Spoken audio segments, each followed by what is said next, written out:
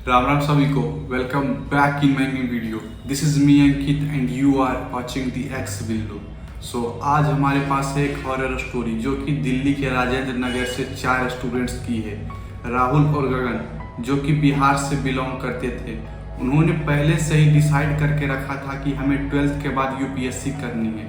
सो जैसे ही इनका 12th खत्म हुआ, ये लोग बिहार से डायरेक्ट दिल्ली के राजेंद्र नगर यूपीएससी की पढ़ाई करने के लिए आ गए। एंड अब उन्हें वहाँ पे एक रूम ढूंढना था, वो भी चीप प्राइस में, क्योंकि राहुल और गगन काफ़ी लोअर मिडिल क्लास फैमिली से आते थे। रूम ढूंढने के बीच में उनकी मुलाकात रमन और सुमित से हुई, जो कि हरियाणा से आए थे और वो लोग भी यहाँ पे यूपीएससी की तैयारी करने के लिए आए थे और उन्हें भी यहाँ पे रूम नहीं मिल रहा था। राहुल, गगन और सुमित और नमन की वाइब आपस में मैच हो गई और वो लोग साथ में ही रूम ढूंढने लग गए राजेंद्र नगर में। उन्होंने बहुत ज़्यादा उस एरिया में रूम ढूंढा, बट उन्हें कोई भी चीप प्राइस में रूम नहीं मिल रहा था। उन लोगों के बहुत ज़्यादा ढूंढने के बाद उन्हें एक फ्लैट मिला जो कि राजेंद्र नगर से कम 4-5 किलोमीटर दूर था। वो लोग उस बिल्डिंग के मैनेजर से बात करते हैं और बिल्डिंग का मैनेजर उस फ्लैट के ओनर को फ़ोन लगाता है। फ्लैट का ओनर वहाँ पे 10 से 15 मिनट के अंदर आता है। वो चारों ने फ्लैट के ओनर से बात की और कहा कि हमें ये फ्लैट रेंट पर चाहिए। फ्लैट का ओनर उन्हें 20,000 में ही रेंट पर देने के लिए मान गया। इन लोगों को थोड़ा सा डाउट लगा क्योंकि राजेंद्र नगर के आसपास में भी इतना सस्ता फ्लैट नहीं मिलता, बट उन्होंने इग्नोर किया और ज़्यादा सोचा नहीं और हाँ कर दिया। सरदार ने उन चारों को फ्लैट की चाबी दी और वहाँ से चला गया। अब वो चारों फ्लैट का गेट जैसे ही खोलने जा रहे थे, उनकी नज़र नीचे बने एक अंडरग्राउंड रूम पर पड़ी जो कि काफ़ी अजीब लग रही थी। उस अंडरग्राउंड रूम का गेट काफ़ी पुराना लग रहा था और उस पर काफ़ी ज़्यादा धूल जमी हुई थी। एंड वहाँ पे एक ताला भी लगा था जो काफ़ी पुराने ज़माने का लग रहा था, जैसे कि सदियों से वो गेट खुला नहीं था। उन चारों ने उस रूम को इग्नोर किया और चारों फ्लैट के अंदर चले गए। उन चारों को फ्लैट में रहे करीब 1 महीने अब हो चुके थे। 1 महीने से सब कुछ नॉर्मल चल रहा था एंड अब 1 सप्ताह बाद दिवाली आने वाली थी। एंड रमन के मम्मी पापा ने उसे दिवाली पे 1 सप्ताह पहले ही अपने घर बुला लिया था। तो अब फ्लैट में मात्र 3 लोग बचे थे, राहुल, गगन और सुमित। अगले दिन ही फ्लैट का मालिक आता है एंड उन तीनों से कहता है कि फ्लैट के नीचे एक अंडरग्राउंड रूम है और दिवाली भी आने वाली है, तो तुम तीनों मिलकर इसे साफ कर दो और अगर साफ नहीं करना चाहते हो तो हम तुम्हें पैसे देते, तुम किसी और से करवा लो। इसे सुनकर सुमित मना कर देता है और कहता है हम किसी और का अंडरग्राउंड क्यों साफ करें। बट गगन सुमित से कहता है कि कल संडे भी है और हमें कुछ काम भी नहीं है, कर देते, हमें क्या, हमें तो पैसे भी मिल रहे हैं। सो गगन सुमित को मना लेता है और गगन, रमन और सुमित मिलकर उस फ्लैट को साफ करने के लिए मान जाते हैं। अगले दिन ही वो फ्लैट का ओनर आता है, वो तीनों को अंडरग्राउंड रूम के पास ले जाता है। अब सुमित उस फ्लैट के ओनर से उस रूम की चाबी मांगता है। वो फ्लैट का ओनर बताता है कि चाबी खो गई है, तुम इसे तोड़ दो। इसे सुनकर गगन और सुमित ने कहा कि हम किसी और के रूम का ताला क्यों तोड़े, तुम खुद तोड़ो। पर सरदार ने भी इसे तोड़ने से मना कर दिया। इसे सुनकर थोड़ा सा इन तीनों को अजीब लगा, लेकिन कुछ ही देर बाद सुमित आता है और कहता है कि छोड़ो, मैं खुद तोड़ देता हूँ, क्योंकि सुमित जाट था और थोड़ा सा हट्टा कट्टा था। सुमित एक पत्थर से वो ताला तोड़ देता है और उस रूम के अंदर चला जाता है। उसके पीछे पीछे उस फ्लैट का ओनर भी आता है, बट गगन और नमन वहाँ गेट पर ही खड़े रहते हैं क्योंकि अंदर काफी अंधेरा था।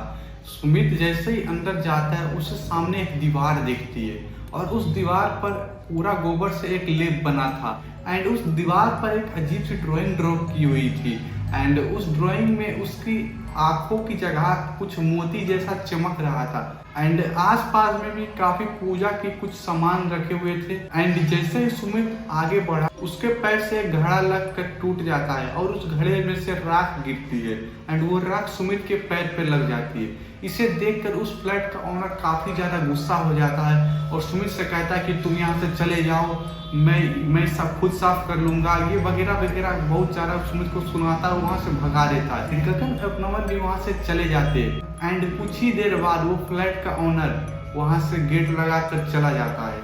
अगले ही दिन राहुल और गगन के घर से फोन आता है और उनके मम्मी पापा भी उन्हें दिवाली पे अपने घर बुला लेते हैं। सुमित भी कहता कि मैं यहाँ पे अकेले रहकर क्या करूँगा, मैं भी अपने घर जा रहा हूँ। सुमित, गगन, राहुल सब अपने अपने घर चले जाते हैं एंड अब उस फ्लैट में कोई नहीं था। दिवाली खत्म होती है एंड धीरे धीरे सब अपने अपने फ्लैट पर दोबारा आते हैं। बट गाइस 3 लोग तो आ गए थे, राहुल, गगन और नमन, बट सुमित नहीं आया था। उन लोगों को लगा कि शायद सुमित कुछ दिन और अपने घर रहेगा और उसके बाद आएगा, बट काफ़ी टाइम बीत जाने के बाद भी सुमित नहीं आता है। तो उन्हें थोड़ा सा डाउट होता है, तो वो नमन से पूछते हैं, क्योंकि नमन सुमित का दोस्त था। तो वो बताता है कि दिवाली पर भी मैं उसके घर गया था, तो उसके मम्मी पापा ने मुझे उससे मिलने से मना कर दिया था और कहने लगे उसकी तबीयत थोड़ी ख़राब है। एंड रमन ने सुमित के बारे में एक और भी चीज़ बताई थी कि उनके मम्मी पापा बता रहे थे कि सुमित रात को घर से अकेले निकल जाता है और अजीब अजीब सी हरकतें करता है, जैसे अपने आप को पूरा नोच लेता है। एंड नोचता भी वो नॉर्मल तरीके से नहीं, एक जानवर की तरह खुद को नोच लेता था और उसके शरीर में पूरी तरह से जख्म भर चुके थे। इन्हें सुनकर राहुल और गगन का दिमाग थोड़ा सा उस दिन पर जाता है जब वो लोग उस रूम के अंदर गए थे और सुमित के ऊपर वो राख गिरी थी। सुमित रमन को वो सारी चीजें बता देता है, क्योंकि रमन अपने घर पहले ही चला गया था, उसे ये चीज पता नहीं थी। गगन, रमन और नमन मिलकर सुमित के घर में फोन करते हैं और ये सारी चीजें बता देते हैं। ये सुनकर सुमित की मम्मी थोड़ी सी परेशान हो जाती है और वो सुमित को एक बाबा के पास ले जाती है। वो बाबा कहते हैं कि हमें उस रूम पे पहले जाना पड़ेगा और देखना पड़ेगा उस रूम में ऐसा क्या था।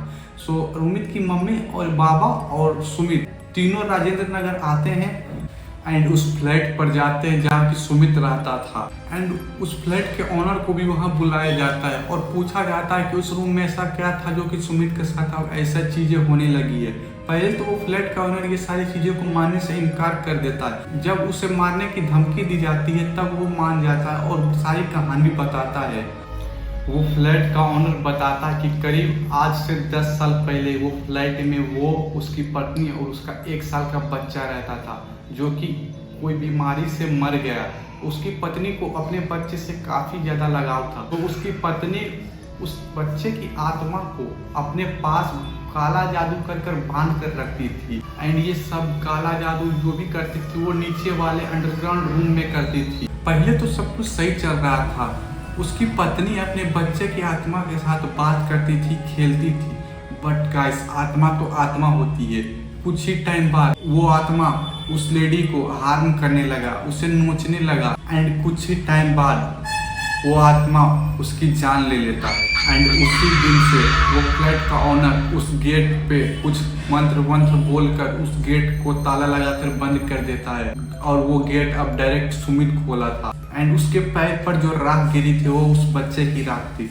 उस बच्चे की आत्मा अब सुमित के पीछे लग गई थी। सुमित की मम्मी के साथ जो पंडित आया था उसने बताया कि मैं आत्मा के साथ तो नहीं लड़ सकता, बट मैं सुमित को उससे बचा सकता हूँ। उस पंडित ने सुमित को एक लॉकेट दिया और कहा इसे अपने से दूर नहीं करना। एंड सुमित अब अपने घर चला गया और वो तीनों भी उस फ्लैट को छोड़कर कोई दूसरा जगह नया फ्लैट लेकर वहाँ पे पढ़ने लगे।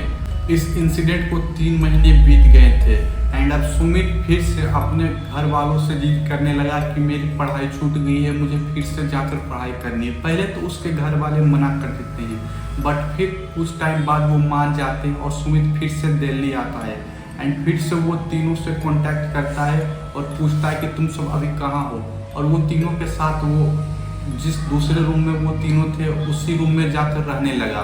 कुछ 3-4 महीने बाद उन चारों ने प्लान बनाया कि हम वाटर पार्क चलते हैं, पढ़ाई बहुत ज़्यादा स्ट्रेस दे रही है। वो चारों मिलकर वाटर पार्क जाते हैं। उस दिन जब सुमित वाटर पार्क में अपनी टी शर्ट उतार रहा था, गलती से उसके साथ उसका लॉकेट भी उतर गया था और उसने उस चीज़ पर ध्यान नहीं दिया।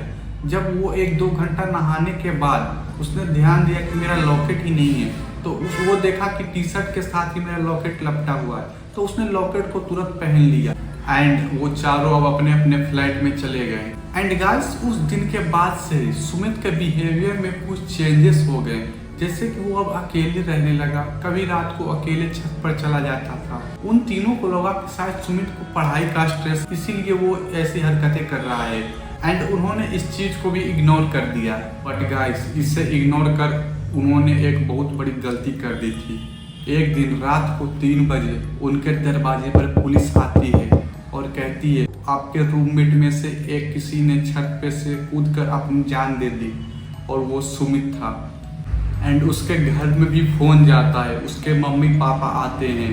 बट गाइस जब सुमित का पोस्टमार्टम हुआ तो उसके रिपोर्ट्स में आया कि सुमित कूदने से पहले उसका किसी ने गला दबाया था और उसे गंदी तरह नोचा हुआ था। सो गाइस ये आज तक मिस्ट्री है कि सुमित मरा कैसे।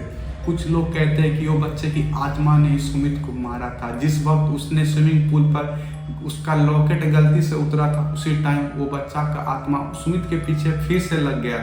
सो गाइस यही था आज का video and if you like this video like share and subscribe and don't forget to share with your friends and we will meet on the next video.